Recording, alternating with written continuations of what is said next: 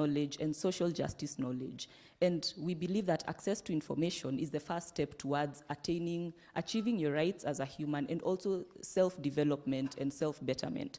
So we take technical subjects with a bias towards law and social justice, because that's where our experience lies, and we break it down using easy, simple doodles, simple animations, just to help people understand and relate with the content. And I'm very excited to be here today.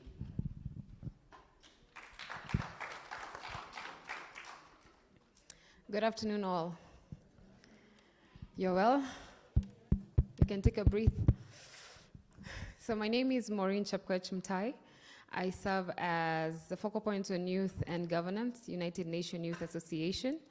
And also I consult as the head of governmental relations and liaison at Labs Africa. You have seen my team who had presented before, the animation and the blockchain. So those are part of us, we call the Adanians. And previously, before then, I was also part of the Generation Unlimited team, helping in lobbying for the president to be the Generation Unlimited champion, or the global champion of young people. At that time, I was serving as a volunteer of youth at Office of the President, and I also served as the first,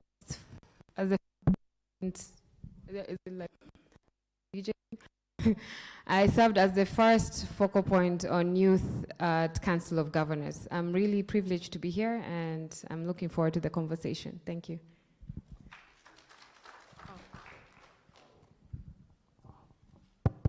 Hi. Mukofiti? Yeah, my name is MC Bull. I am an actor, model, director, and a content creator.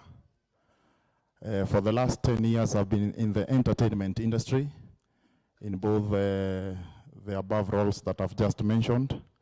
Currently, I'm a content creator. I have a YouTube channel that is called MC Bull. It has 106,000 subscribers, and yeah, and it's been a very wide field in terms of creativity and creative sector, with enormous number of untapped possibilities by the youth. Do you know, with just the phone that you have in your hand, you can walk to the bank and get out smiling with over 100,000 Kenyan shillings. Yes, that is the conversation we are just about to have. Do you know there is a 9-year-old boy by the name Ryan? As we speak today, in 2021, he is estimated to be, net worth is $80 million US. Just a 9-year-old boy, by just creating content on YouTube. So the good thing about the creative sector is that you don't have to be talented in one side for you to prosper. You need to be that creative and identify your audience. So yes, I'm glad to be here today, and it's a sector that has a lot of possibilities that youth are yet to tap in. Thank you. Thank you. Yes, so good afternoon, everyone. My name is Josephine Oyombe. I'm also an advocate of the High Court of Kenya, just like my fellow learned colleague here. And I'm excited to be part of this Youth Conference 2021. And it comes at such a good time so that we as the youth may be empowered and look forward to just taking Kenya to the next level. So in terms of what I do, I'm a consultant in film, technology, as well as media law. And in the past, I've worked with the Kenya Film Commission, which also deals with film. So I've been able to work with various stakeholders in terms of educating them on their rights, talk about copyright, and how to protect their content. So I'm really glad to be participating here, and I'm hoping we have some of the filmmakers in the house. So I'm really looking forward to the talks that we're going to have. Thank you. Thank you, Ms. Josephine. Mr. Aden, proceed. Hello, good afternoon. My name is Agan Odero. and I'm a long-time artist, mainly in performance, and also an arts and culture management consultant. I've worked in different spaces of the arts. I was part of the team that founded the Kenya Film Commission many years ago. I also had the opportunity to run the Kenya Cultural Center, which also incorporates the Kenya National Theatre during the transformation when the whole institution and the entire facilities were redone. So I had 12 duty there for around 6 years. I do act, live theatre, film, and I'm also a storyteller. Coming here, I'm coming from an organization now called the Oricha Collective.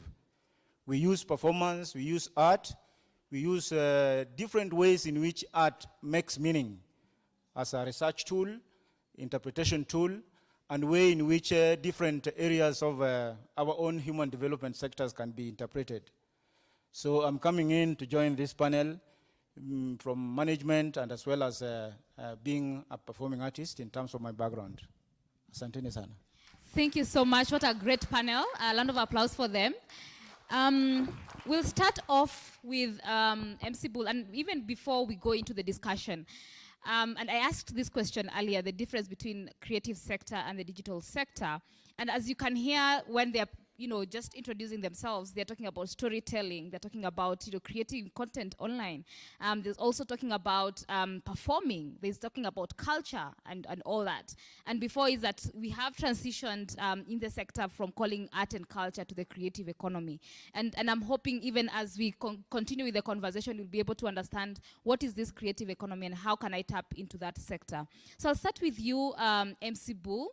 You talked about the amazing subscribers you have, and as a young person, how has it been for you in the creative sector, and what opportunities really are there? You talked about how we'll be able to understand how the 9-year-old is making $80 million.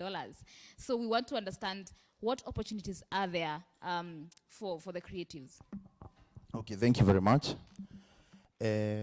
First of all, when I started as a TV actor, of which I am.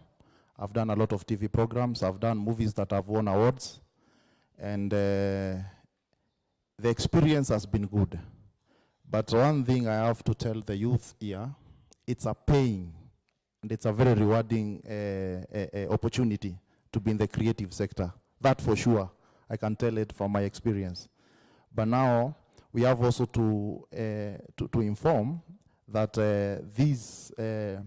this platform, there are ways that you should start, you should carry yourself, and for you to see the desired. There are people who start and finish strong. There are others who start but fail. The experience has been good. My first program, that was back in 2014, I want to show you how I ventured into creativity and all that. In 2014, it was a program called Pranksters, same as NASWA. So, you remember back then, we went to total blackout. That is in 2015. There was a time TVs were not functioning, and YouTube was not famous back then. Content creation, actually, the content creativity sector was not all that hyped as it is right now. So, that was a challenge, first of all, that made me realize being there and having those platforms get closed overnight, where should I be? There are so many youth here who are funny, yet they say, I don't have a platform to showcase my comedy. There are people who are good at dancing. There are others here who are good at cooking. Mind you, there is a Chinese lady with a massive social media following, and all he does is eat. Yes. Today he eats lobsters, the next day he's eating pepper, the next day he's eating a lot of. So, the content creation doesn't matter, the audience per se, but how you package it to those people. So, after the blackout, I came and realized that, yes, I'm a content creator. Where do I start? Do I start approaching everyone on every TV right now when there's no one there? No. I have to start somewhere.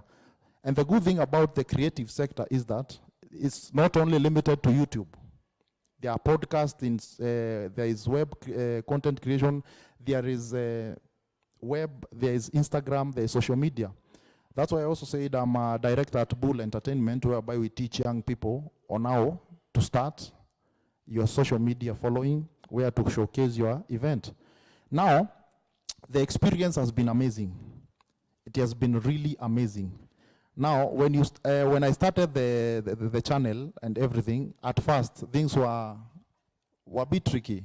You know, when you start something, before you realize your audience and the people that are watching you, there is that confusion. Who are my audiences? What am I supposed to do? But as you grow by and you bring that consistency, you now build a big following, knowing that that is somebody. We know him by doing this and this. And I'm glad right now the distance was between us content creators and the success is becoming shorter and shorter. Because back then, network providers were very expensive. You could not afford, I think, a 1 gigabyte of data was going at 250. Right now, it's very accessible. Back then, you could tell someone, I am so and so on Instagram. Many people back then in remote areas didn't know what Instagram is. So today, they know everything. Today, a from 2-year-old, a class 8-year-old has a channel. So when you tell her to subscribe, they do. So I'm telling everyone seated here who has a talent in any sector, everyone is creative. But the problem that most of the people I mingle with, the most important problem they say, being first, is where do I start? That's why I'm telling you it's good to start. Because YouTube came, I'll mainly based on YouTube, because YouTube right now is the most paying by my experience. The highest paid YouTuber in Kenya right now is earning around 800,000 to 500,000, and she is a lady. You see? And right now, many people have not discovered that. I get phone calls from people saying, how do I start a YouTube channel? I can even pay you. So they think it's something. That's why I'm saying it has a lot of untapped possibilities, because people think opening a channel is something that is so hard. They do not know owning a channel is just having an email, and that's all. So it's until we fully understand this sector in terms of creativity that we can start earning from it enormously.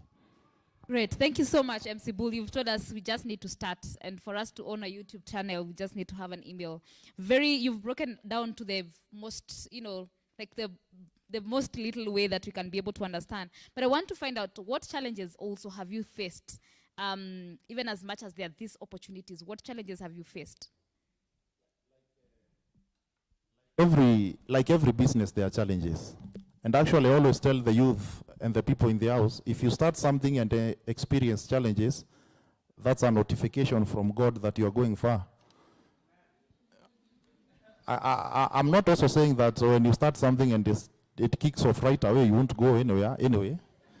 I'm just saying. The challenges are there. As I said, there's like no support at the start of it. Like when you start, you have just 2 or 3 subscribers.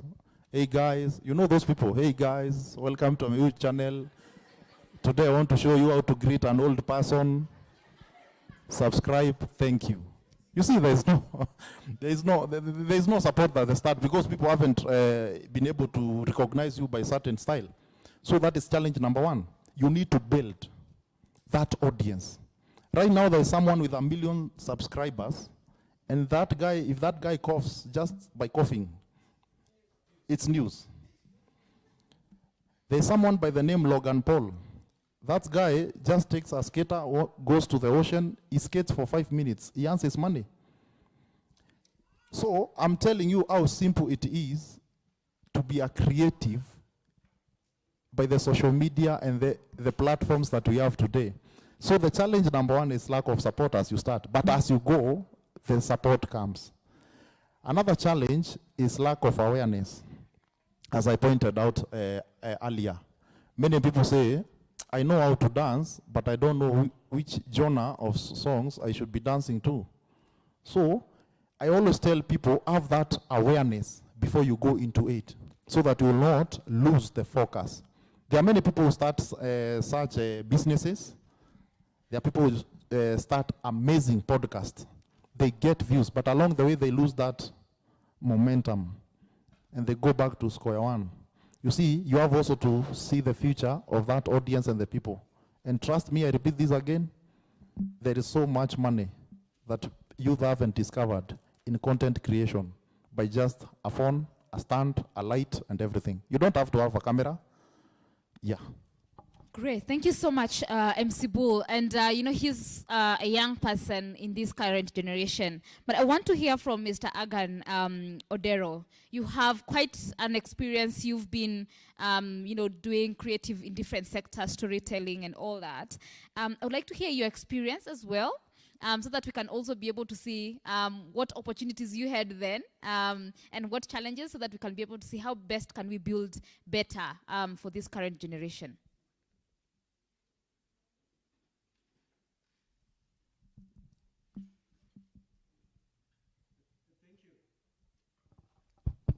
Thank you. Let me veer a little bit and address the question of who is a creative, and try to latch onto that with my own experience. It is essential for us to understand from the very beginning that for you to be a creative, you must be constantly working with the spirit of dissatisfaction. In other words, you confront things and ask yourself, why are things the way they are, and why can't they be in another way different from what they are, maybe at a certain point in time.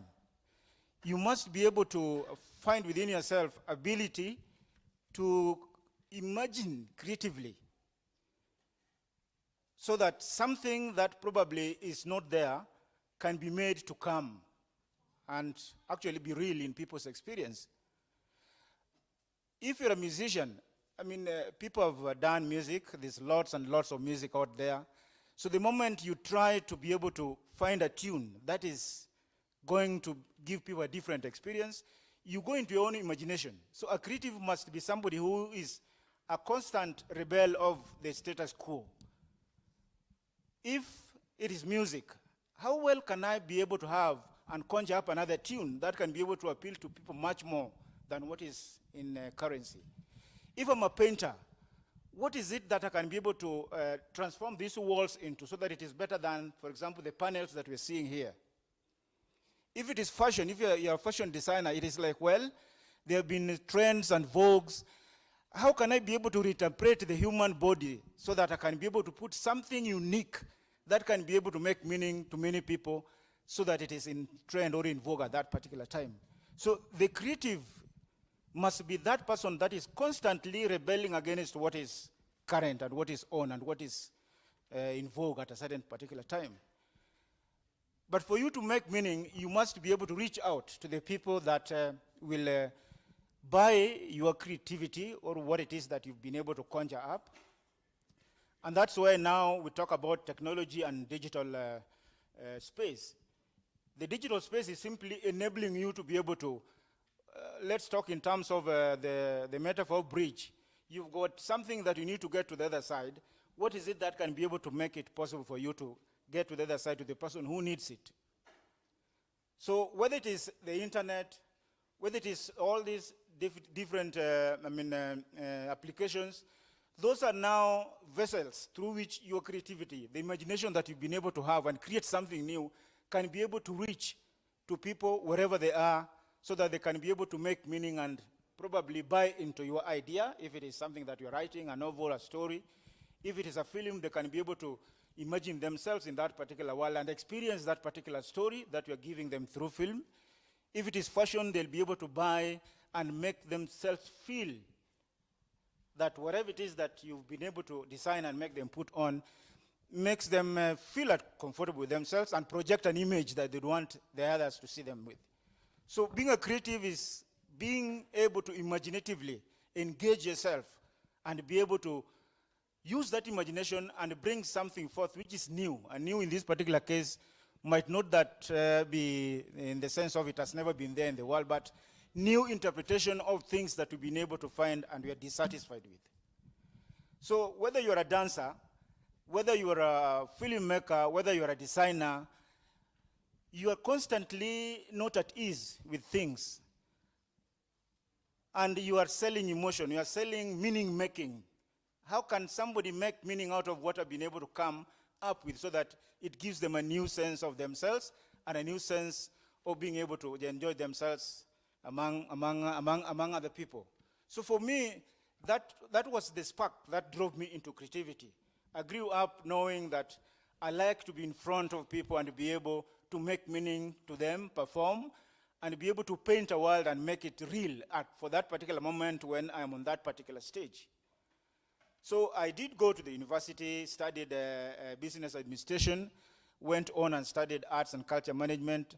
Then I went into finding an interface between arts and business. And that's how I ended up being able to run an arts and cultural center. Some time back in the late 90s, there was an art center in town called Mzizi Art Center, for those who might have heard of it.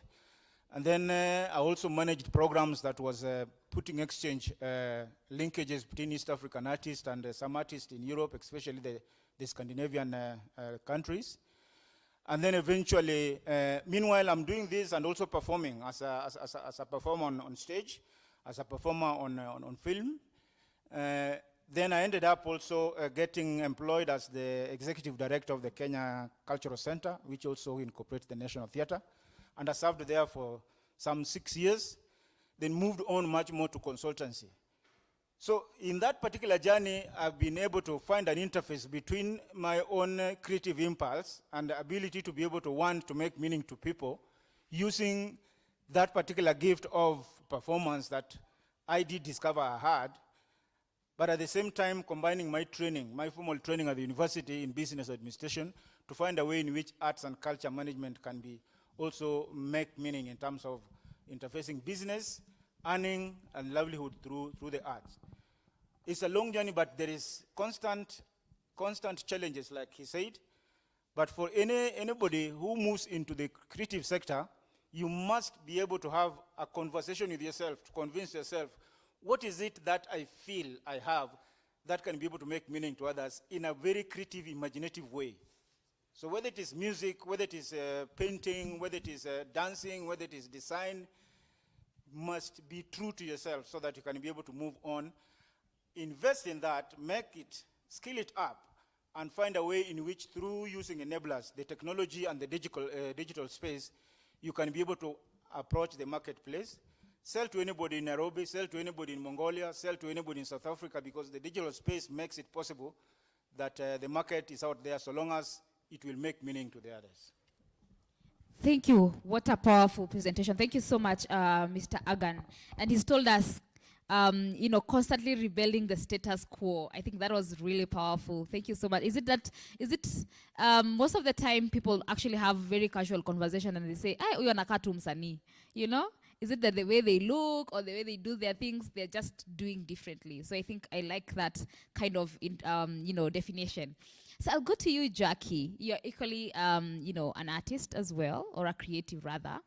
So I would like to hear also your side of story in terms of experience and any opportunities that you could present for us that you'd have spotted, but also challenges that you have faced.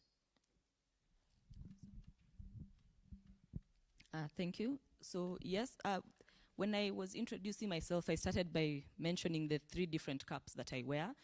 And sorry, I didn't get your name, Mr. Agan, he just spoke about finding an interface between his formal training and where his passion lies. So I also did something similar. My training is that of a lawyer. I was working in an NGO where my job was to teach citizens about what does the Constitution say, what are your rights, what processes can you follow if you notice that something isn't right in your community. And I noticed that the major challenge was that this content that we are presenting to the Mwananchi is too technical. It is written in legalese, it is written in hard legal language, and really nobody has the time to read through the entire Constitution. So what do? We try and make it understandable and engaging and relatable. So for example, if I'm talking to you about maybe the right to health. Yes, we have a right to health, but what you know is when I go to my local dispensary, there is no medicine or there is no personnel there. So where can I take my complaints? So we take that, the provisions of the right to health, and we bring them to the day-to-day basis, and we explain them. Now, one of the things we used to do when we go to teach the community was hand out brochures. And I'm sure lots of you have been in conferences where you get brochures, but the brochures, again, are written in the same complex technical language. And one time, one of the participants where we were, it was a meeting in Kasarani, not even a rural area, it was in Kasarani, and the people, one person said, now you're giving us these papers, they are written in English, what are we going to do with them? We'll just use them to tawasha jiko nazo. So you realize you're wasting a resource. That paper and that content is valuable, so how do you make it something that somebody wants to engage with? That's how I started experimenting with doodling, really. Just a pencil and a notebook and doodling. I saw in some conference somewhere, somebody was drawing live as the conversation was happening. It's a skill called graphic recording. So graphic recording is, there's a conversation happening, and there's somebody here taking notes. But the notes are not written in prose. The notes are doodles. They are literally stick figures. All of us know how to draw stick figures, right? Yes, so you find a way to tell a story using stick figures, and that is how I found myself on this journey. Now, when I ventured into the world of consultancy, that was in August of 2019. I had just quit my job. I didn't have anything to do with myself, but I needed a source of income. And again, the thing about rebelling the status quo, I didn't really want to sit in an office doing the same thing every day. So I decided, okay, let me try something different. So I started approaching people I knew who were working in the NGO sector, telling them, I can offer you this service. It's called graphic recording. And the first challenge I ever faced was, nobody knows what graphic recording is. So people are like, okay, what is this? What do you mean you're taking notes using cartoons? So I say, okay, let me show you a sample. When is your next workshop? Invite me and I'll show you what I can do. So I wasn't even charging. I was just doing it for free so that people can understand what is this I have to offer. And in that way, I also got to build a portfolio so that the next time I'm going to pitch to someone, I have something to show. And at some point, I stopped doing jobs for free because now people are starting to see the value. Another challenge I faced is financial planning. Now, I struggled for a bit, then finally in December, I landed one big job. Somebody came and said, so we have these conferences, but they have already taken place, but we want to share the notes in a creative way. So can we send you the written report and you'll illustrate it? I was like, yeah, let's do it. So I did it, and I got a very fat paycheck. That was in December of 2019. In fact, using that paycheck, I bought a motorbike and was like, yes, now I've made it. Hey, wacha January fike. I'm like, see, now I've made it big. Now I'm just going to be getting these big clients. January, nothing. February, nothing. At some point, I had to call my dad. Fortunately, he was able to pay my rent for that 1 month. Hey, Dad, mazeni kubaya. And he's like, so you get a job. Like, see, but I have a job. Anyway, so it took some suffering and struggling. But finally, as I mentioned, now we are a team of 2 after 2 years of doing it solo, of just believing in your dream and trying to tell people, okay, this is how I can help you. This is the value that I'm providing for you. And another lesson I learned was that creativity is you. Everyone is creative in their own way. For example, you'll find somebody who makes beautiful artwork, paintings that are sold for several thousand or hundreds of thousands of shillings. You'll find somebody who acts live theater and film. You'll find a content creator like MC Bull. You'll find somebody just talking about how to draw the perfect eyebrow because that is where their talent lies. And I want to appeal to all of you here today. Everybody has that thing they do, but you see that, okay, hapana hapa, we could do this better. For example, maybe you're an accountant, and people like me, when it comes to filing taxes, are like, okay, now what is this? I don't understand any of these KRA documents. But because you're an accountant and you have a creative side, maybe you even have a passion to help people understand how to file their taxes. What do? you turn that into a creative income generating opportunity. You're like, okay, you don't have to pay me to file your taxes, but I'll teach you how, and I'll break it down into a language that you can understand. So the creative journey really is a unique one. For every single person has a bit of creativity in them, and it expresses itself in many, many different ways. And I think I'll stop there for now. Thank you so much, Jackie. Very good. And you've challenged us that everyone is creative in their own way, and we should all explore ourselves.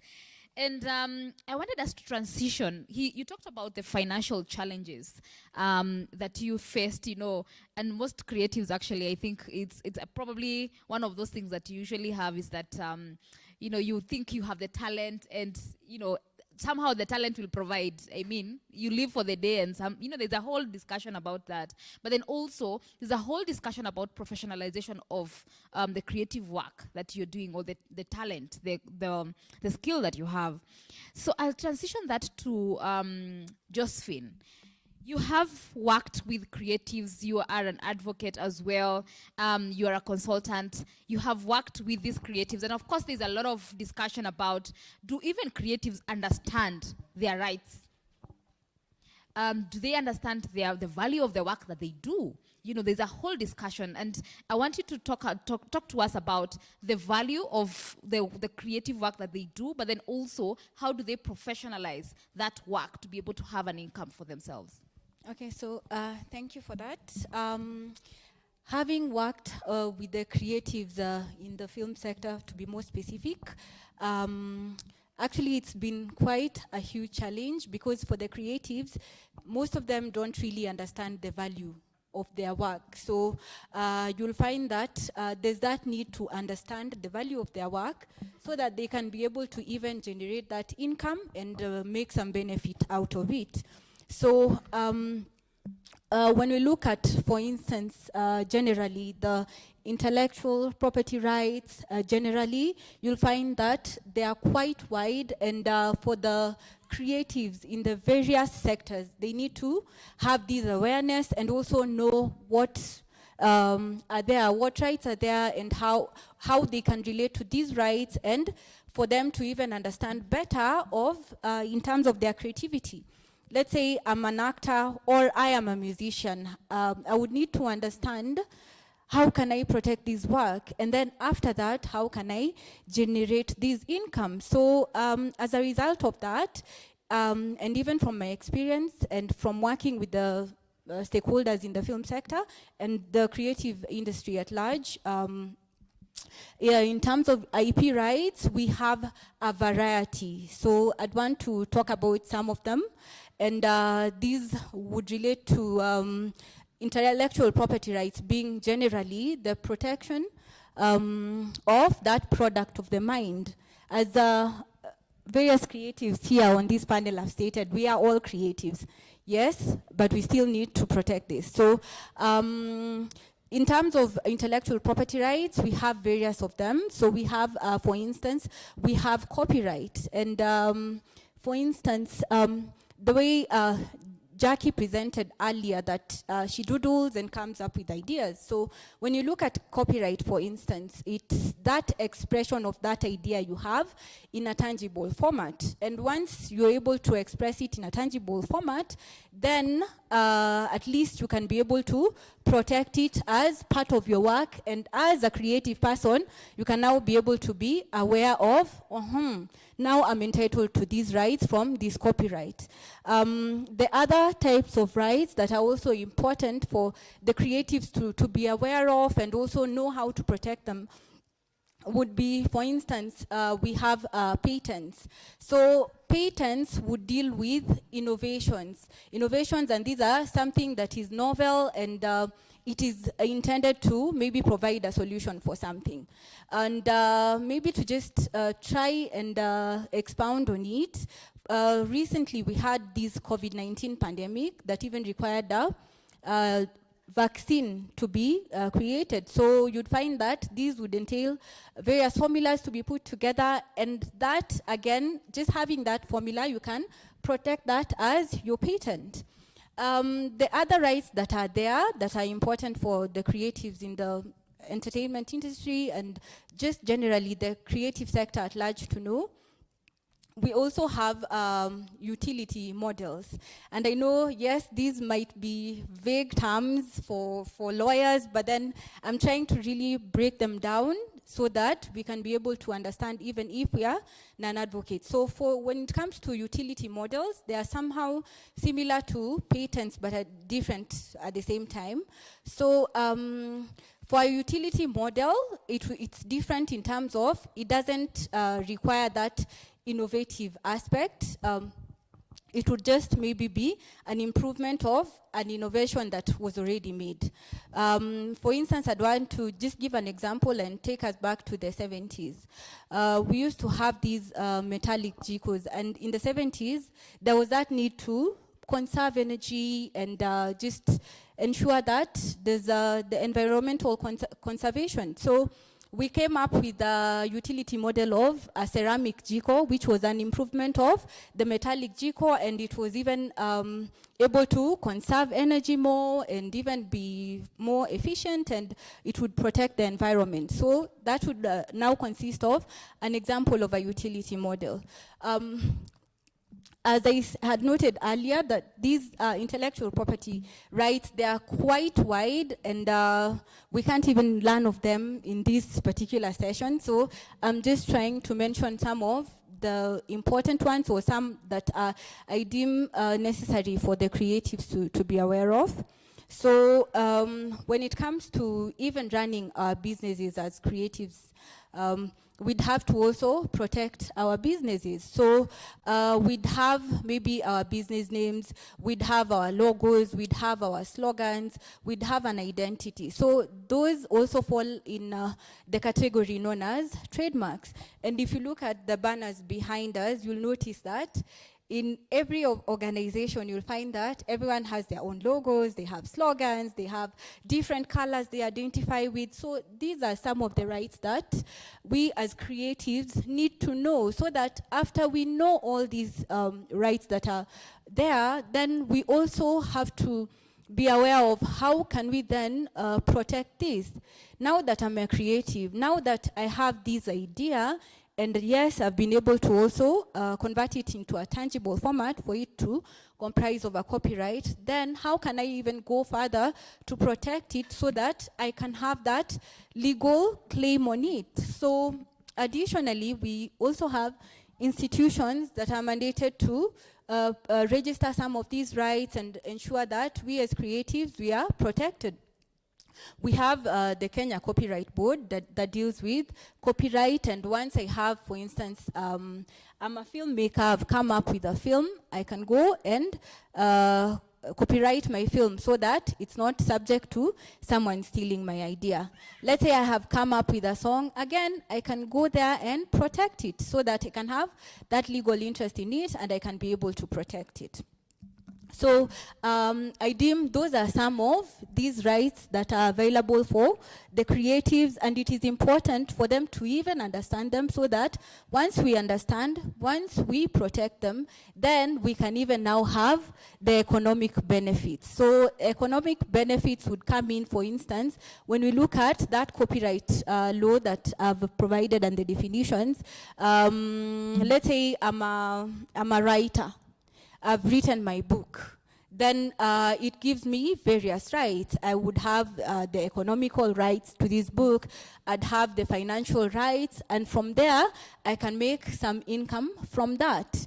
And I can only do that after I'm aware and I've done the necessary procedures for protecting that copyright. And then thereafter, I can have that right to follow up on any financial revenue or even just protect my ideas. Thank you. Great. Thank you so much, Josephine, for that. You know, I know intellectual property can be a whole semester, but thank you so much for, you know, just summarizing the aspects of intellectual property. But we have Dio here. Very big title, Youth Empowerment and Employability. And the question was, how do we professionalize the creatives, and how can they best bring out of themselves? Because there's a whole discussion about, you know, these creatives, they do a lot, you know, in developing their art. or their peers, but then they still don't earn as they are required. When you're talking about employability and them employing themselves and then seeing that as a business by itself, what needs to be done? How can we resolve that? Thanks, Mbuki. First, it's good to understand that Plan is not a creative, organization. So I'm here because we are here to collaborate and support young people to grow their businesses as well as gain employment. The story of creativity and the creative industry in Kenya sometimes is an amazing story.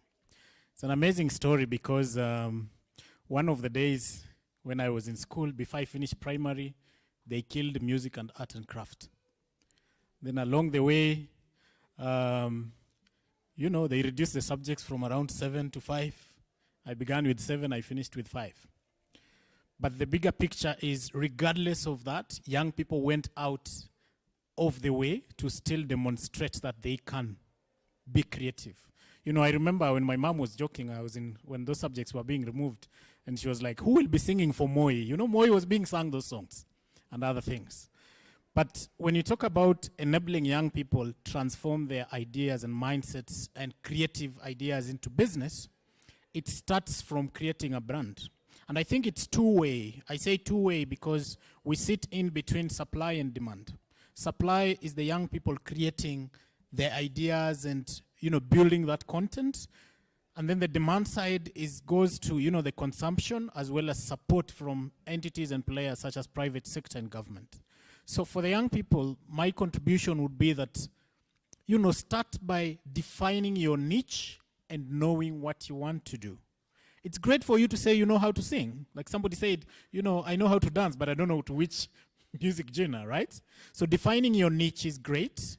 Building a brand is even greater. And building a brand is amazing that if people can, even use your brand as a verb, I'm Facebooking, for example, that would be great. So think about how can you build a brand. And brand, unfortunately, with creativity, is defined by you as an individual at the start. So you cannot separate yourself from that brand. It goes back to being legit and credible, right?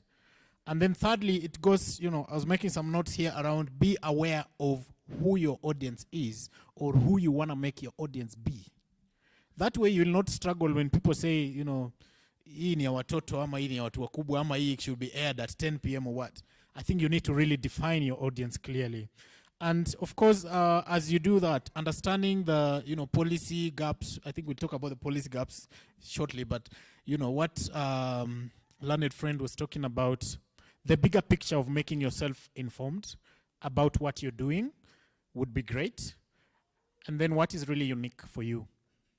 I tell all of us as young people that we need to support each other to stand out. The fact that you're singing on TikTok doesn't mean nobody else was singing before you came. What makes your brand unique and outstanding? I think that is very important. And that goes back to you defining your audience, as we mentioned.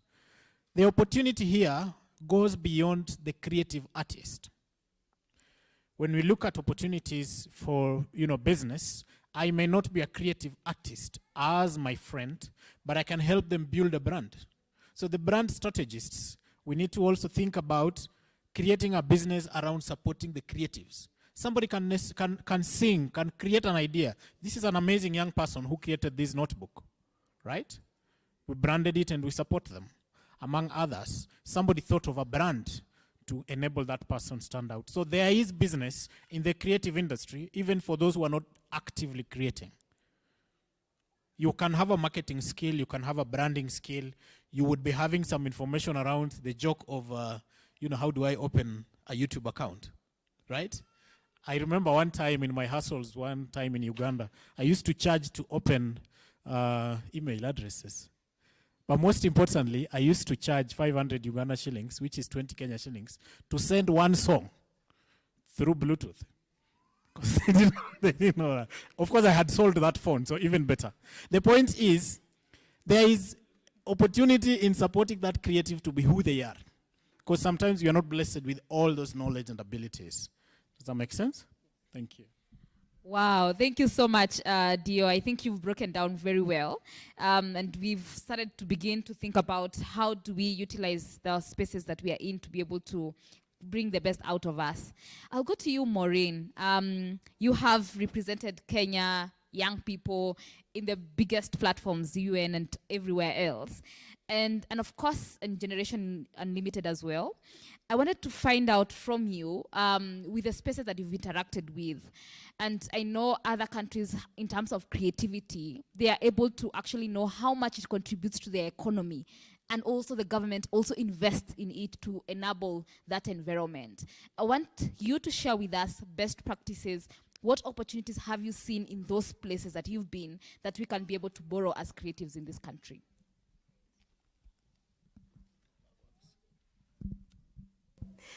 So thank you for that. I will give an example that is what I lived. So I think I was around now I'm 32, by the way. My birthday was just the other day, so I've turned 32.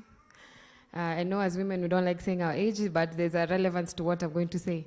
So when I was around 19, 20, I got the privilege to be the first contracted Kenya representative to a company called Spinlet. And at that time, funny enough, when thinking back, we didn't have an app in Kenya, but there was an app in Lagos, Nigeria. So Spinlet is a streaming app for downloading for music.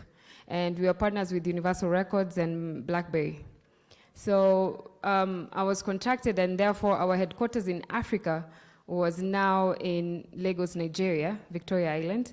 And then we had another branch in South Africa, and now Kenya. So it was only 3 countries in Africa. But its headquarters was in Google in San Francisco. And I remember asking myself, already back at home, we don't have the technology or the exposure that we like to have for our artists, but I'm going to represent other artists in another country. So it was a bit challenging for me because I believe I'm patriotic. So the thing that I decided to do is learn from what is already existing, and that was Spinlet. So guys like Wizkid, Two-Face, P-Square. Strange enough, Wizkid wasn't established then. Wizkid, Spinlet had a program called Industry Night, where they bring all the partners, endorsers for different products and companies, and they see the artist. So the ones who will, I say cut and raise, will be the upcoming artists, and Wizkid was one of them.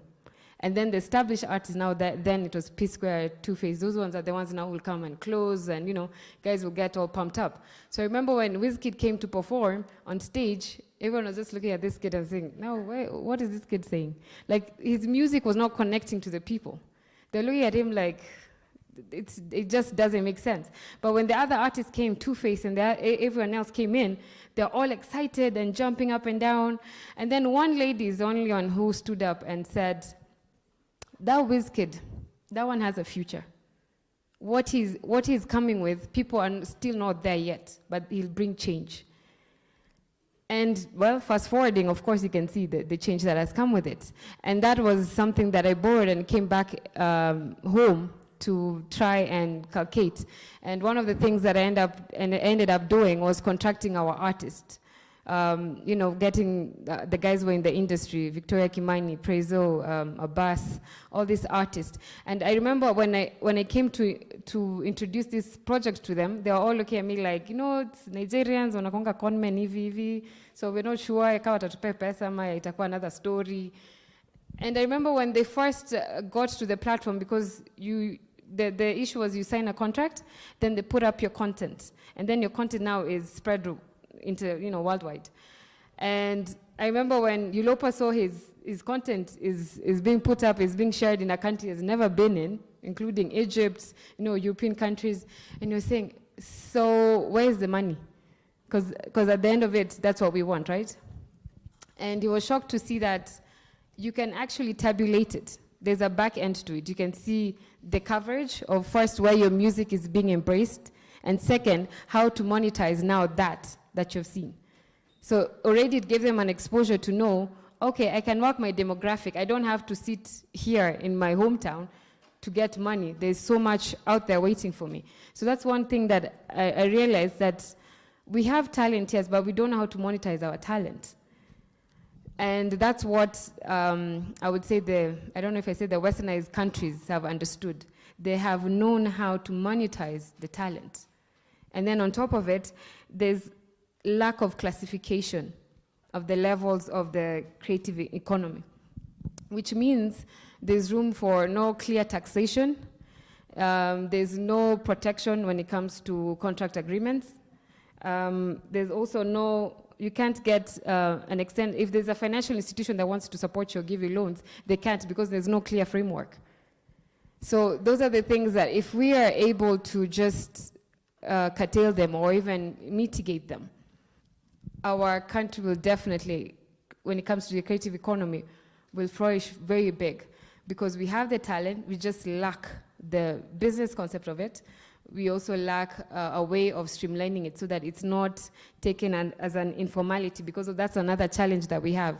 People find the creative industry as, that's where you find most of the artists or the creative players. They say it's a hobby, because they still haven't also changed their mindset to this is actually a career. So the informality challenge is also another thing that keeps us off from even benchmarking with other countries.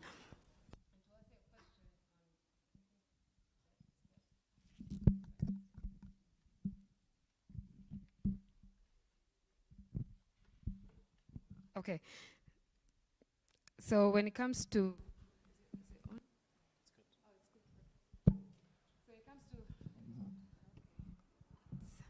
can you hear me now? Yes. Yeah. So when it comes to benchmarking, of course we'll go with the westernized countries, because they've already made it when it comes to the things that I've mentioned, which is the informality issue and the lack of classification. The other thing that I think is good to add on, and also to not put ourselves down as much, the efforts at least we have made when it came to the time when the president directed that the creative economy to also be recognized and to contribute to the GDP. And there's a committee that was formed, and I was privileged to be part of it. And when we came down to marking and finding out what are the challenges they're facing, what is those things that they want the government to mitigate or to come in and intervene so that they can enable them to do their business and contribute to the economy. And we realized all the players in the industry, whether it's acrobats, whether it's modeling, whether it's film, whether it's music, they had the same challenge, but none of them were working together. They are all in the same, they all have the same vision, the ambition, they all have the same drive and goals, but no one wants to work with the other. And that's another challenge that we have. Collaboration, we want to work as individual. Yet if we work together, we become stronger, and we're able to even empower each other to get to, even assist the government to find ways in which they can enable us to do better when it comes to the creative industry. So that's another thing. We need to stop working into silos and work collaboratively, because at the end of the day, that will contribute to our country and our development, and everyone will benefit. I don't know if there's another question you had asked, or answered your question. Yes, you answered the question, and thank you so much for that. And then, of course, you've quite alluded to quite a number of things, and that was actually my next question about the policy gaps, which you've quite identified in your presentation. And I'd like to pass the mic to Mr. Adan. You have quite a wealthy experience working in the creative sector. And I would like to find out, just to add on what Mutai has mentioned, what other policy gaps do we have in the sector that are hindering, that environment for the creatives to thrive? Thank you. And also, please add on the professionalization on how we can be able to advance the business side of the creatives as well. Okay, let me start with that last one. As a creative, I think most of us at this particular stage, you're probably in college, or you just come out of college in the last maybe 2 years. The first step is for you to have a serious conversation with yourself. Go deep into yourself and truly confront yourself and find out if you are a creative. And if you're a creative, what kind of creative are you? Which particular expression are you good in? And good here would mean that I'm telling you, you have to be able to identify your talent. You know, talent is that thing that they say is God-given.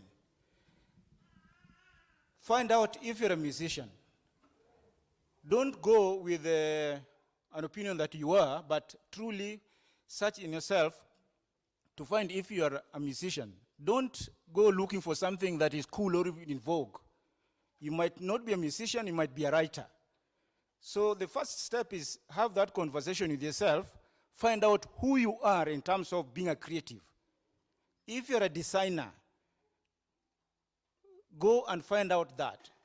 The next step, as they say, is to be able to find a way in which, as my fellow panelists have been saying, get it out, get it out. Start where you are. Don't wait for things to be in place. Elements will come and gather and be in place later. Start where you are. If you're a dancer, do some choreography, do some movement, even if it's 19 seconds, 20 seconds, put it out there. Like a fisherman, just throw in your line and find out. You must be within the scene. You must be out there for you to be seen. And you do not know who will see you. If you're a DJ, put out a work that you've arranged and mixed. Then you have to be able to invest in yourself. And invest in yourself here is that turn that talent, that particular God-given talent, into a skill. You could be a singer, but then, as we say, we can all sing or we can all dance. How can you be a dancer that can be watched by other dancers? How can you be a singer who can be listened to by other singers? In other words, sharpen that particular talent. And this, it depends with where you are and the conditions you're living in. You might be having the ability to be able to actually go for training. Training here would mean that you simply go to a formal training setup.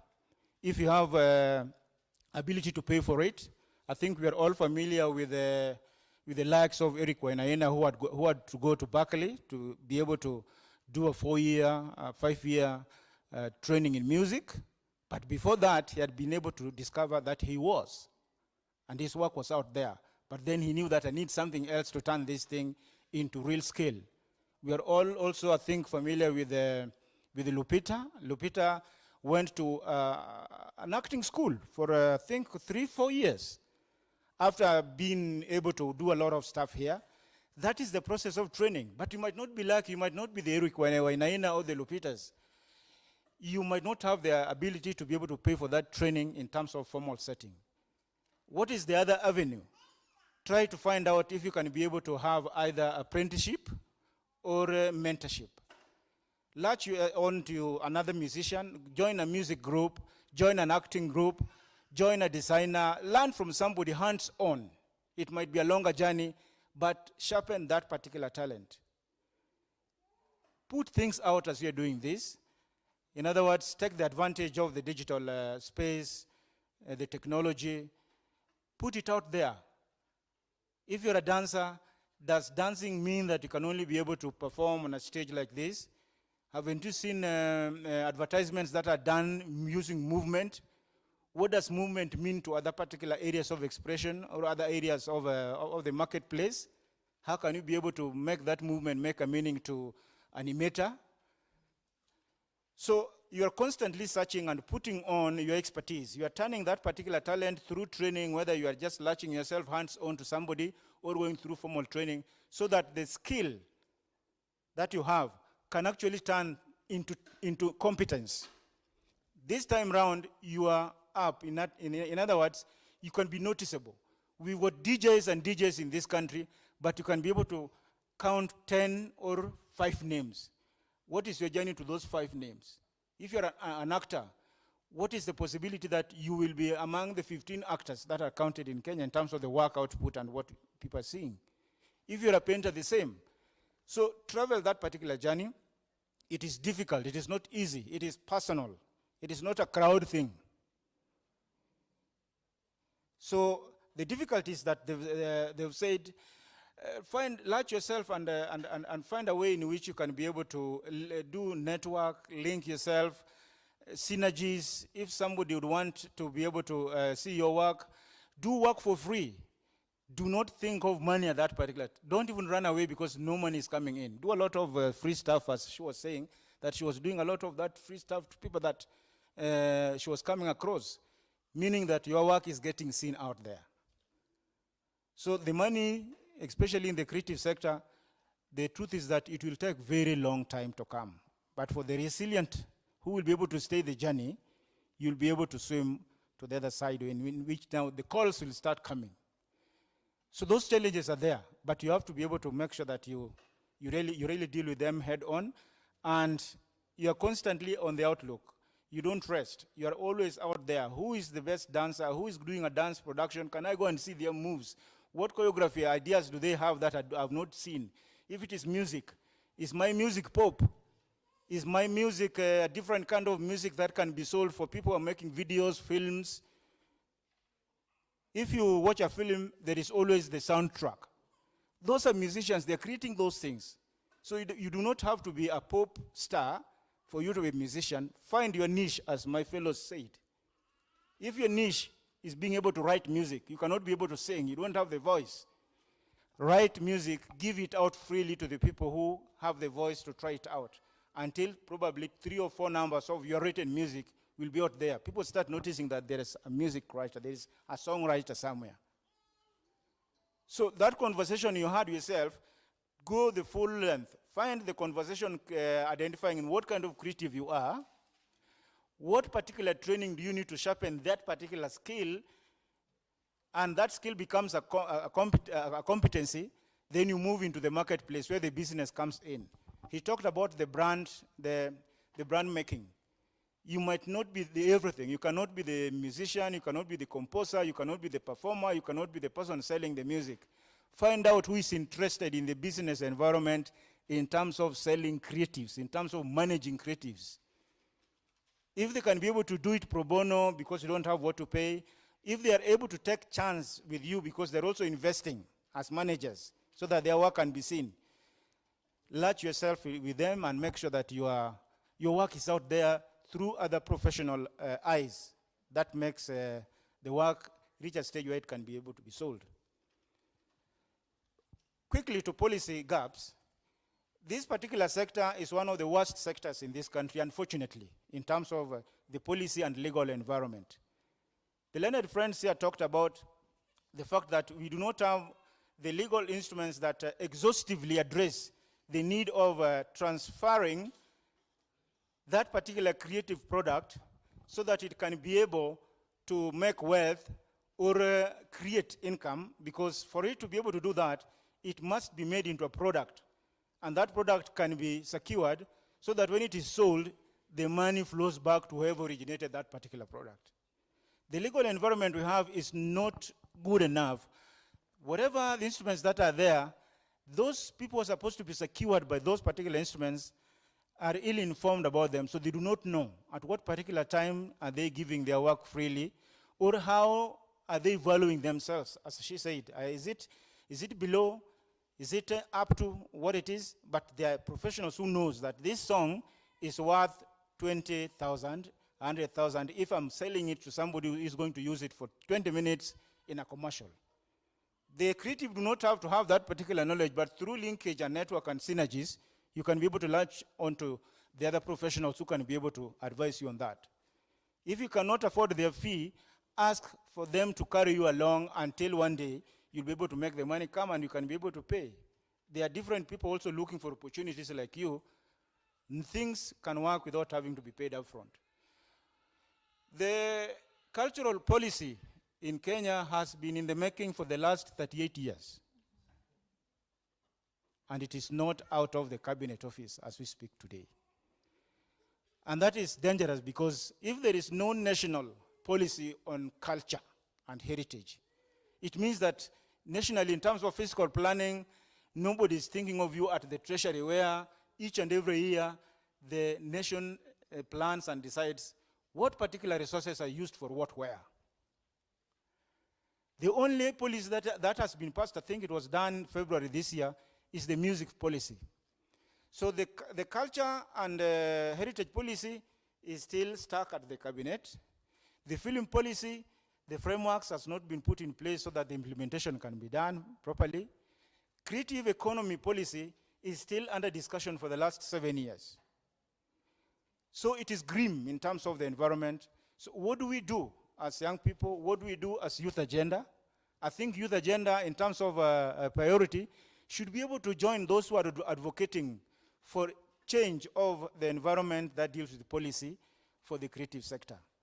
There is a group that I'm part of which is called Creative Economy Working Group. They've been in existence for the last 7 years. The chairman is Professor Kimani Njogu, if you know him. The group has been working and pushing in terms of advocacy and trying to get the Ministry of Culture, ICT, as well as the National Treasury to be able to see sense that the creative sector is a big sector in terms of economic and human development. If groups like Youth Agenda can be able to join them, that's a bigger voice, and probably what could have taken more years could be seen to be urgent because of the numbers that are speaking.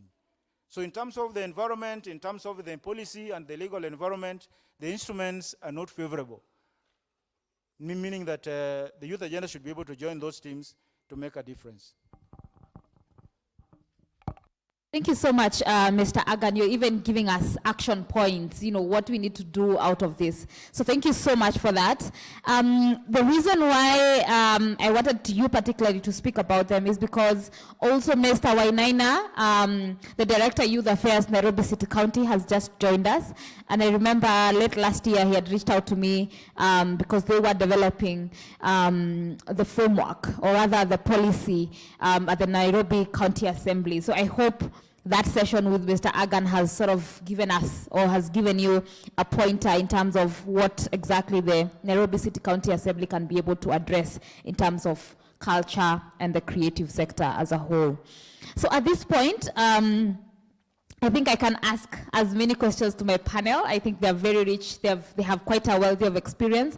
But I think I want to give you an opportunity for you to ask a question that you think is quite pressing, because we are running out of time. So I'll give you this opportunity to ask a question, and please also indicate who exactly you're directing that question to. Thank you. I can see quite a number of hands up. Anyone who can help me take the mic round? Okay, I'll start with you, and then I'll get someone to help me.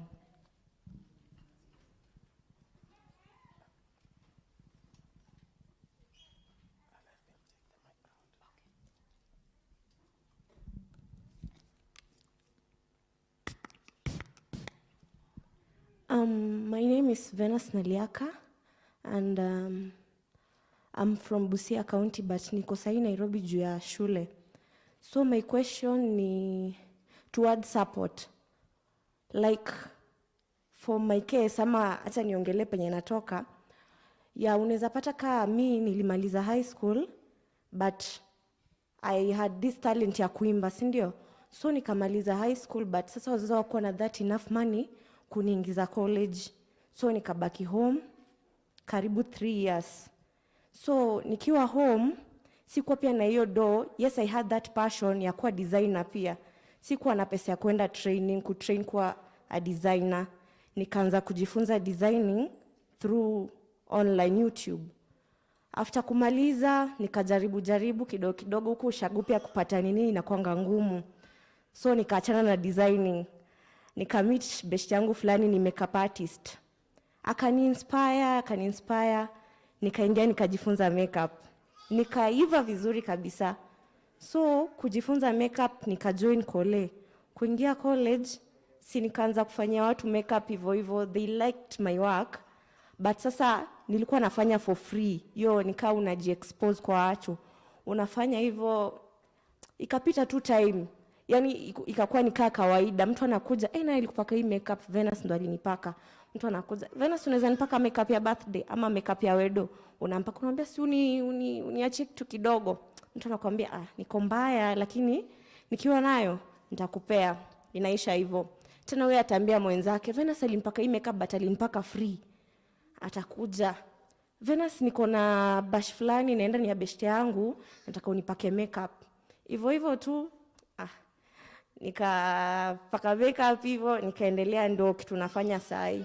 So after pia kujua makeup, I can also dance. Sasa najua kuimba, najua designing, najua kupaka makeup, najua kudance. Mimi mtu mmoja. Alafu in that, ujue tena mimi mimi ndo najilipia rent na sijai apply help. Ile uoga ya ukiapply help ukimaliza shule unafaa. So sijai apply help. So sometimes huwa na lazimika kulipa school fee yangu. So nilikuwa nauliza, so watu kaa sisi, juu sasa mpaka makeup hakuna mtu anataka kulipa, ama pesa yenye anakulipa ni kidogo. Ushaikuwa na hiyo chama ya kwenda studio hata kurecord song, hata kuimba cover, but hauna hiyo pesa ya kukufikisha huko. Ushaikuwa na hiyo chama ya kuwa designer, kudesign kuwa na brand yako, but hujai, yani hiyo pesa, that little money unafaa ulipe rent, unafaa buy food, unafaa ujilipie fee. So mnaweza support, yani ni support gani unaweza patia watu kaa sisi wenye na strain in such a way? Great, thank you so much. Please keep your question very short so that we get as many questions as possible.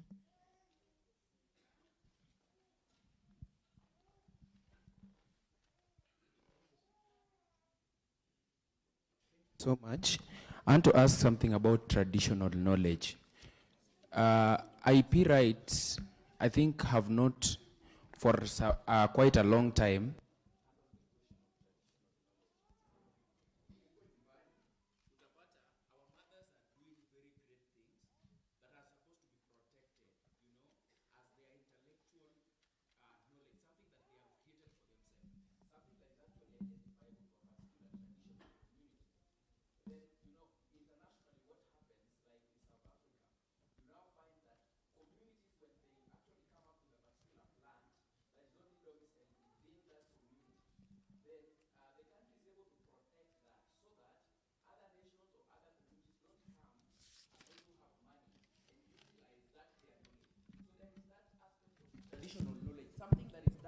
in the village and is only identifiable to that community. So what are these steps in terms of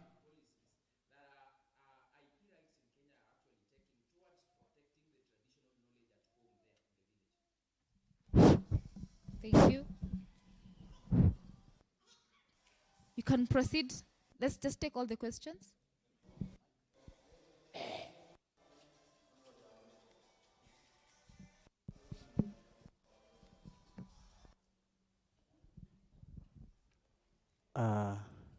Good afternoon.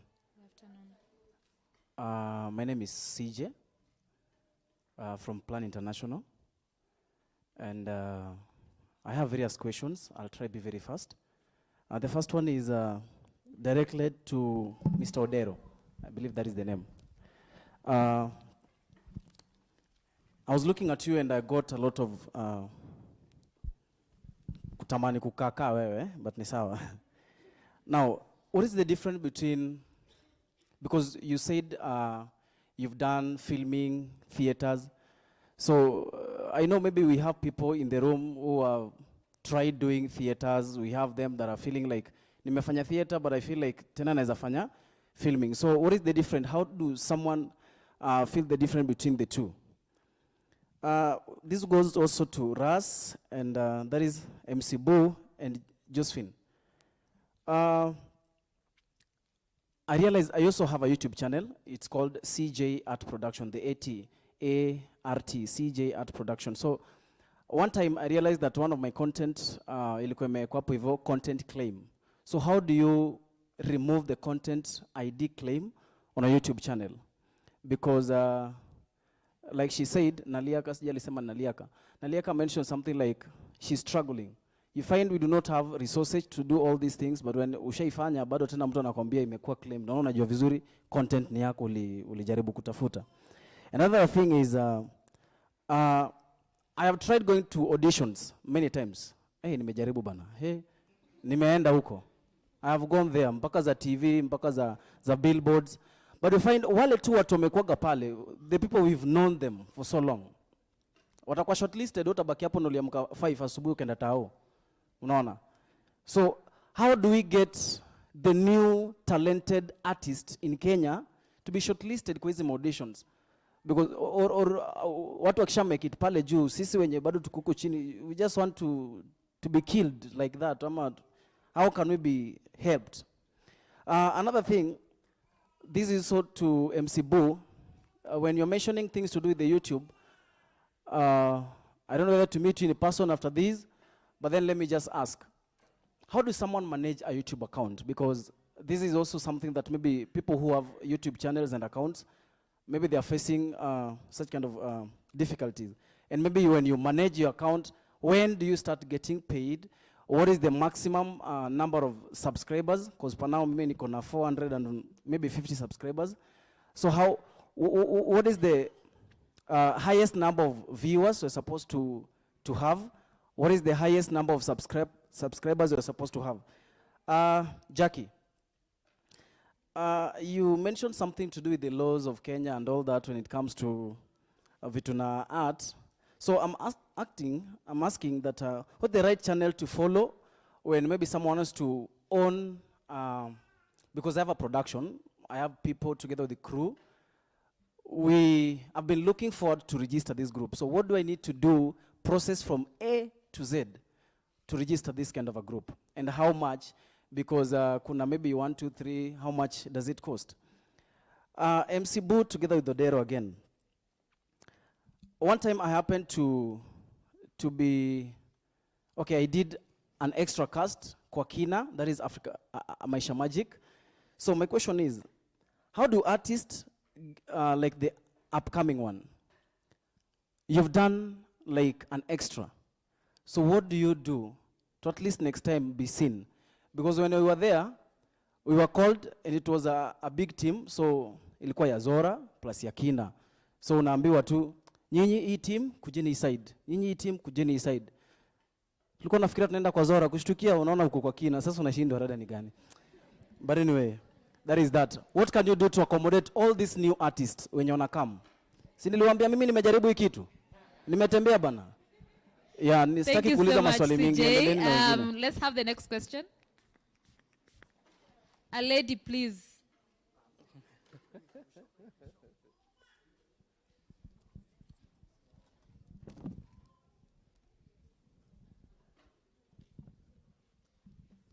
Okay, thank you. My name is Lurit Yugusuk from the One Campaign. And my particular questions are based on the policy frameworks in the country, as well as representation. So I'm hoping the people in the panel who have touched on the same can answer my questions. Right, so the first one is on the policy framework. Even in the event that a policy framework will exist based on whoever's working on it, how much room do international organizations, the government, and every other parties to a policy-making process give the people in the creative industry to participate in the policy-making process? Because half the time you'll realize, yes, a policy framework is being designed, but the creative industry voices are not being heard. So in that particular case, how much room is actually given and how flexible are these organizations to actually include those actively participating in the creative industry? Secondly, is when it comes to representation. And I'm just going to ask this based on a personal opinion that I have. Do you buy into the idea that the person representing the creative industry should be a creative? Because sincerely speaking, whoever who's there claiming that they are part of the ministry and all that, do not even have creative skills in themselves, so they do not even understand your plight. So how exactly do you push for representation to be from the creative industry itself? And lastly, how do you convince the government, international organizations, and all parties to a policy-making process to actually consider the creative industry as a policy priority for the nation? And yes, you can tell me advocacy, but kindly answer this question based on realities on the ground and not theoretical frameworks. Thank you. Thank you. Okay, another hand. Yes. That's fine. My voice is a bit harsh, but I'm okay. I'm not feeling well. I'm Jacob Mungumi. I work for an NGO called Young Professionals for Development. We're trying to empower the young people. I have two questions. One is about about the taxation of our creative industry. It has been an issue in the media of late, taxation. The lawyer in the house just been, you can be able to answer that. Then we have funding opportunities. Number two is about the funding opportunities available, financing for the young upcoming artists within the counties. Don't think of Nairobi. Don't think of national space. Look at the county space. What is the funding opportunities within the county space? Especially, maybe Mr. Bull, you can answer that, together with with our veteran, the last guy on the last chair. Thank you. Mr. Odero, please hand it over to Caroline. She's sitting right in front here.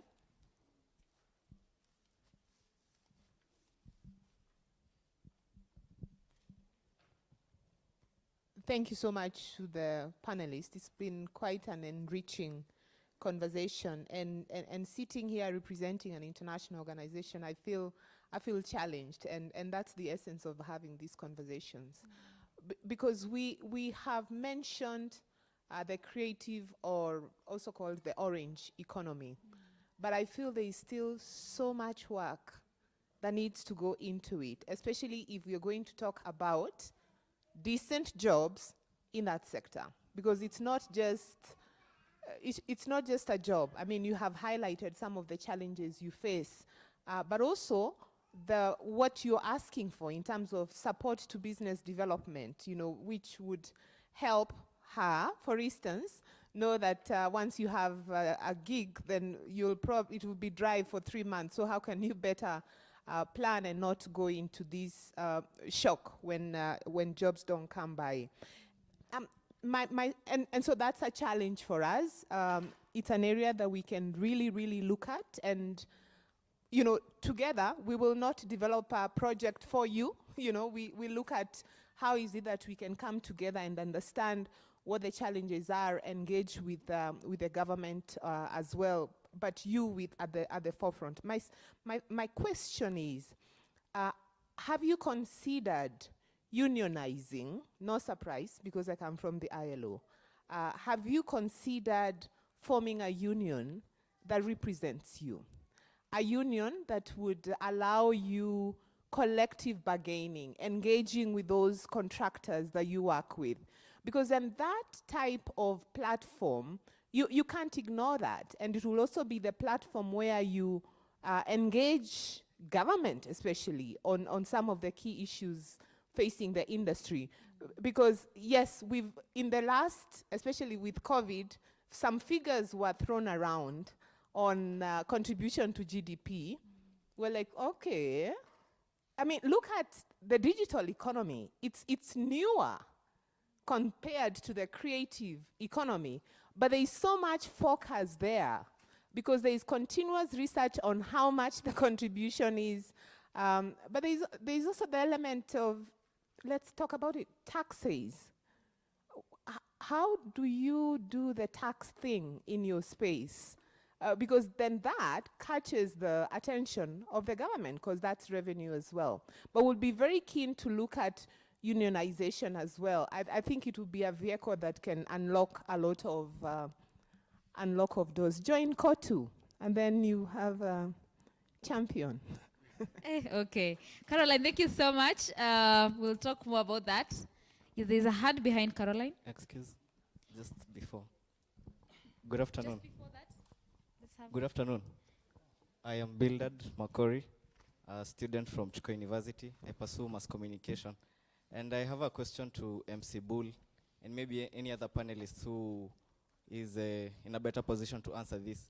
So when pitching a story or maybe an idea, let's say as a content creator, like let me take the case of MC Bull. I take a look at your videos and then I see kuna content flani, if unge air, it will be better. But now, let's say if I come direct and tell you, maybe utaichukua alafu you do it your own way, or maybe you do it alafu you say it's you. But let's say jumimi ndio mwenye the brains behind it, I'll also like to be recognized, let's say, or also to take part in that production. So that is my first question. Like how can you, let's say, how can I as a content creator who wishes to pitch a story maybe to you, MC Bull, or maybe even, let's say, a given media house, let's say it's NTV, you feel there's a program that should it be done this way, it will be better. So how can, let's say, sisi kama content creators wa chini tunawezaje wafikia nyinyi wakubwa, and how can we be engaged? And also one last one, there are these expressions like from this Tanzanian MP mwenye alikuanga nasema ulisikia wapi, and then the 2011 one from Matende Chere, the one who was saying nitakufinya, and then recently we had nani Atuoli with Allah, sindio? So recently, if you'd seen the, let's say, the blogs, Atuoli's lawyers, they were giving him ideas that he should patent and maybe trademark Allah, so that maybe if you want to use it, you'll have maybe to reach some deal with him first of all. But Atuoli dismissed it and maybe akatuachia tu tuitumiange freely. So maybe suppose mimi huku njiani, or maybe as a content creator, I come up with that catchphrase, ama kitu yenye maybe itasell, maybe another brand itatumia without my knowledge. How can it be patented? Maybe nikuwe na ka idea flani ya jina flani, but nile naogopa kuisema juu maybe sijui, let's say, the right channel to follow. Thank you. Brilliant. Can we have a lady? The one in... Sorry, I forgot you. Please go ahead. I already have a mic. Okay. Muriaga. Oh, ampendi hiyo. Sawa. Mi niko na swali moja tu. Kama wa Kenya, nimesikia mnaongelea content creation and blah blah. Hii maneno ya kiondo tuliacha. Hiyo ni swali yangu ya kwanza. Namba ya pili ni, I am a son of a Juakali artisan, meaning that I grew up in that Juakali artisan background. Na nimeona watu sahi wana move to 3D, digital, creation, blah blah. Na sisi sahi na exit youth, cause miaka zangu ni kidogo nitoke. Grow up tukijua Juakali imekuwa ikijenga inchi. Hata juzi ukiona corona, tumeona kuna watu wanakuja na ideas ya kujenga kitu ya Juakali, unaweka sanitizer hapa, maji hapa, mtu anakanyaga, maji inatoka. Lakini ukiona hiyo kitu imetengenezwa Kenya, kesho mchina anatoka nayo China, fabrication mzuri, anatuuzia, na Kenya School of Government ya kwanza kuiweka kwa gate. Na saa hizo waliona kwa Facebook tu imetengenezwa hapa Baringo. Hawakuchukua kama serikali watusaidie kufanya nini? Kuitengeneza. Mimi nimejua, nimetembea kwa hizi inchi tu, kazi mpaka nje. Sijaiona mahali hao watu wa Juakali wanasemaga, nimeona Dubai Egypt Expo. Unaona Dubai Expo. China Expo in Kenya. Sasa sisi tutabaki Juakali. Hatuwezi kuwa na expo ya Kenya ya kuuza vitu za Juakali. Ya mwisho, kabla tuende kwa hii digital, ni mzuri kumove, lakini tunaangalia pali tumetoka, tulijengea hao wenye wametoka nyuma, ndio sasa hata tukiingiza youth kwa hii digital, juu youth wengi pia hii digital inawapita bana. Sasa hizi zingine pia tusisahau, tuangalie hii Juakali inaandika watu wengi zaidi. Asanteni. Great, thank you so much. Very good submissions. We have a lady there. Going next. Please keep it short.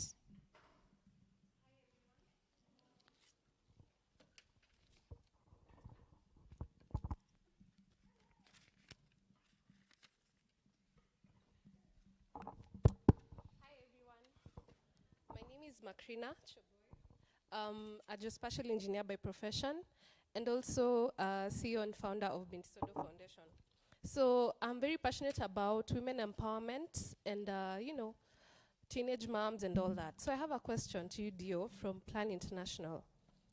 You've mentioned what you do, and you've talked about SRHR, social responsibility, employment partnership, but I didn't hear you mention anything about quality education. So I'd love to know how you support teenage mom creatives in your organization. My next question is to MC Bull. So our curriculum in Kenya does not favor the creatives, or rather does not support them. We're told to graduate and, go and look for a job. We had even Joy telling us her story of how her parents did not support her idea of being a DJ, but instead wanted her to do something professional. So something else about social media, it appreciates consistency. In that, we have Akina Edgar Obare, Extiandela, who are known for something.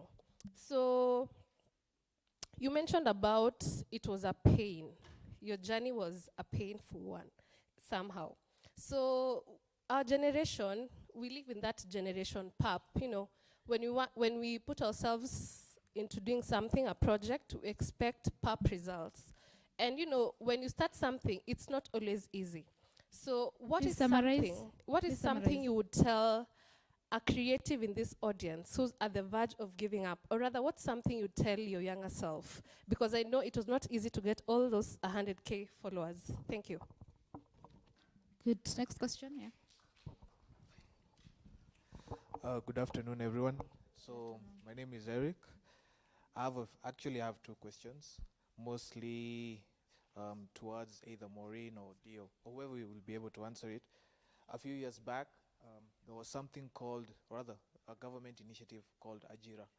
I don't know if you guys know of it. So Ajira was something that was meant to help the youth in the creative industry, whereby I personally, I'm a benefactor of it.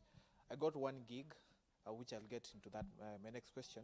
So if anyone can answer what happened to Ajira, and mostly what happened to Ajira, and it sort of like died off, and what are other government initiatives or something else that can be used to actually help the youth. I think there was a lot of questions mostly regarding on how it can help youth, and the government had initially started something called Ajira. And now I think Madam here from, I think is it ILA or something? She talked about the gig economy, and I think it was yesterday or some few days back. Caroline Mutoko was she was she was heading something. I think it was a tech week, something like that. So they were talking about the gig economy and how it's growing and how they aim to bring out like 1 million jobs. So when it comes to the gig economy, how else can you like support us, the youth, to bring up that gig economy, to make it very factual and very... Okay, thank you so much. Unfortunately, I've been told to close the question section, but there are people who are looking at me like, no, you can't be closing. So I'll just give that guy the mic, and then we'll have the lady as the last person. Please forgive me if I didn't pick your question because we are running out of time. Yes. Thank you very much. My name is Roger Somolo, one champion.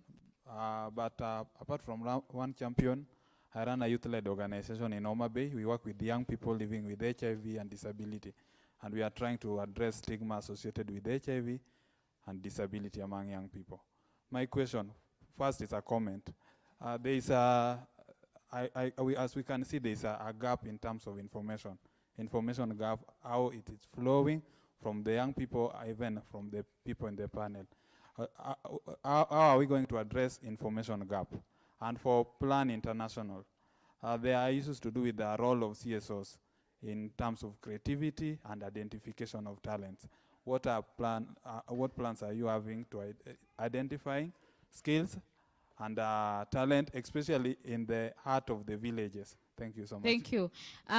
So we'll have her, and then one panelist has requested the lady in hijab to go next. So we'll have her, and then you'll go last. Thank you.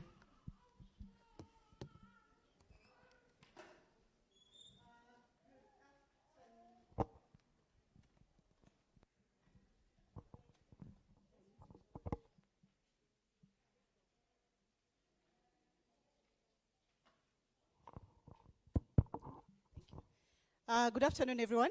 Good afternoon. My name is Margaret Kyogra from National Youth Council, and I will not be doing justice if I do not ask the question that I'm about to ask. It's actually a follow-up from a lady who was wearing white over there.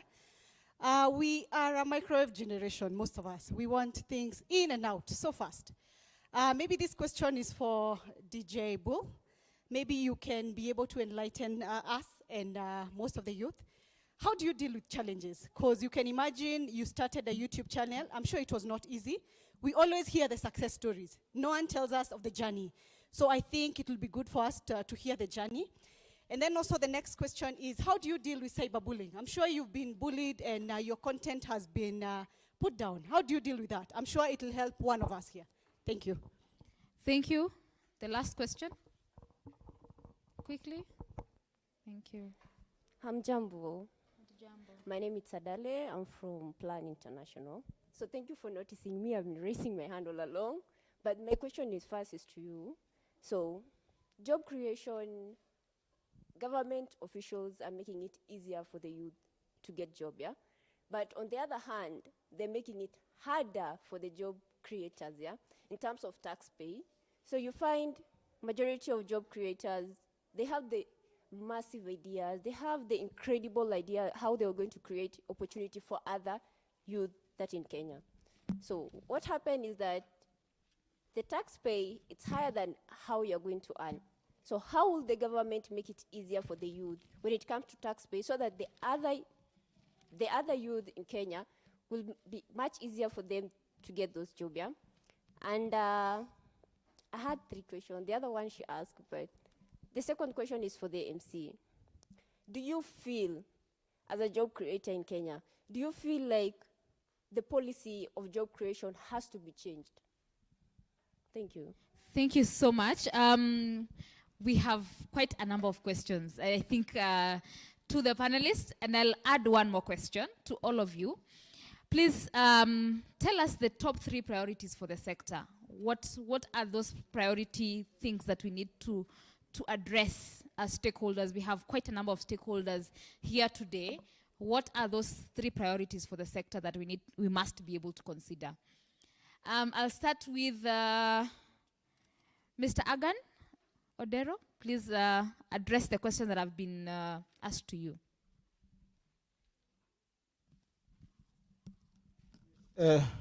I'll try to be fast. I'll start with CJ.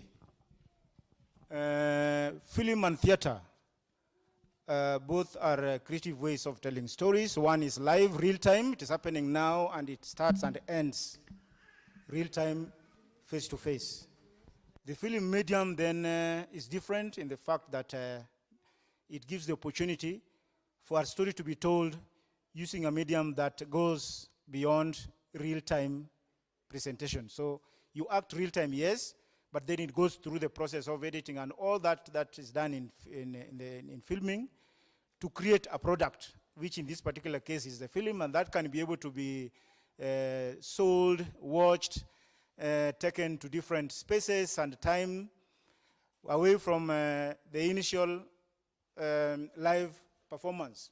So the actors on film and TV, they act live when that particular beat is being shot. After shooting, then it goes through another long process of being able to make that particular story work within the film media. For a creative or as an actor, the two demands similar talents, but different nuances. If you're a theater actor, you're on stage, it happens when the play starts to the end, you must get it right, which means that you are really hyper in terms of your concentration.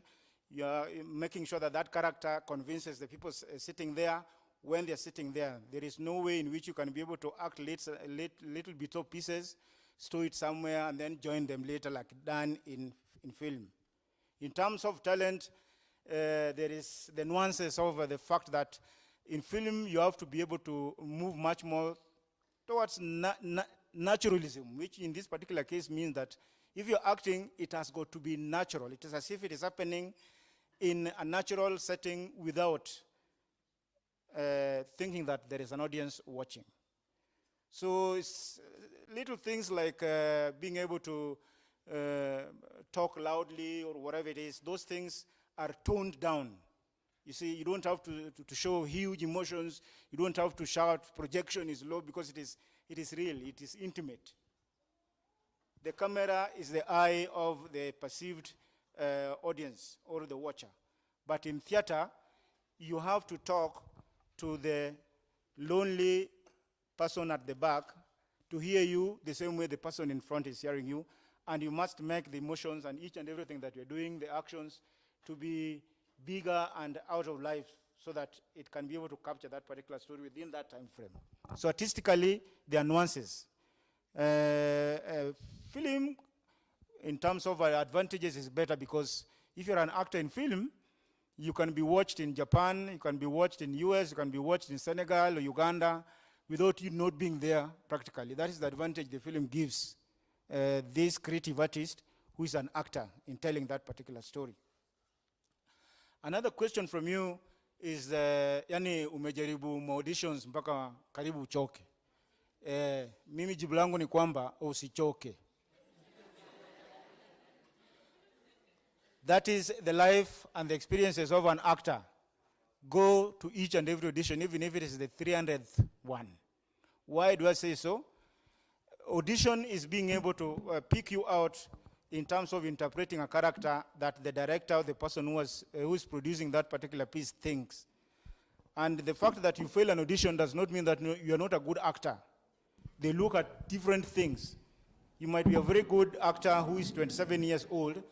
They need a real good actor who is going to portray a mzee of 72 years. So watachukua ule mtu anakaa mzee hata kama wewe mwenyewe ni mdeadly. So auditions does not mean that hujui ama hauwezi.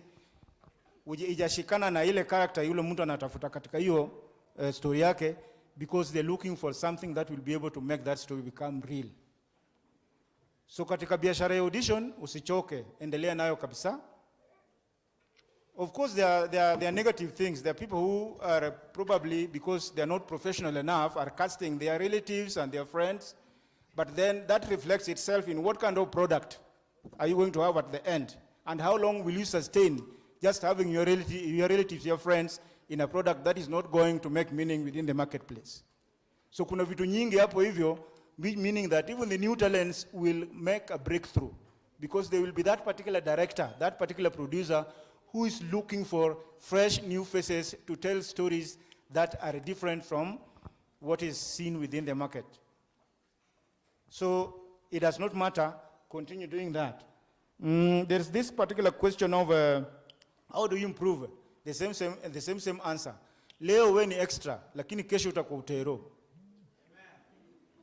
And for you to do that particular journey, the DJ told you that it is a painful journey. Today you are an extra, but make your work go out there. Try different things. Auditions are done live, some are done by reels that are taken from other particular presentations. If you are good somewhere, mtu ata notice. Ile clip uliweka kwa YouTube, na jamaa wacha tumjaribu kwa sababu this guy is new, the face is new, and seemingly he has it. So the one time you are an extra, the next time you will be having maybe speaking lines. The next you will be a supporting actor. It is the journey that was talking about. So usichoke. Go to those auditions, whether they are casting relatives, you will find the real guy who is needing the real faces for different stories. There's this particular question about policy framework and representation. Katika eneo ya art, within the art sector, the creative sector, if you're keen enough, whether you're an actor, there are different collectives, organizations that are, or associations that are bringing these people together. In the acting scene, you've got the Kenya Actors Guild. If you go to the visual artist, I think there is Kenya Association of Visual Artists. Even if you go to the crew, there's an association bringing them together. Plunge yourself in there. As any other place, politics is everywhere. Find a way in which, as association, you push your voice to be heard. When people are going for those particular policy meetings, ma actors wako wapi? There is this association. Let's see who is representing Kenya Actors Guild to speak for the actors.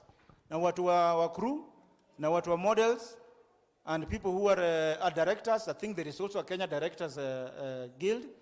In television and film, there is, I think, 2-3 different associations. Plunge yourself in there. The politics are everywhere. So the fact that somebody meddles their way, until now they are talking on behalf of creatives and they are not creative, meaning that there is weakness within these particular associations and organizations. Go in there and make a difference. So in terms of practicality of that, always ensure that if it is a meeting that is called by the ministry or a department, it could be the Department of Culture, it could be the Ministry of ICT, it could be the Kenya Film Commission, it could be Kenya Film Classification Board. They are always calling stakeholders, the so-called stakeholders. Go in there and meet the people who are trying to hold themselves out as stakeholders and say that you cannot talk on behalf of actors kwa sababu mimi nimetoka kwa Actors Guild. So you start having clout by being able to present yourself and say you are being backed up with other voices which are legit, and those associations are registered.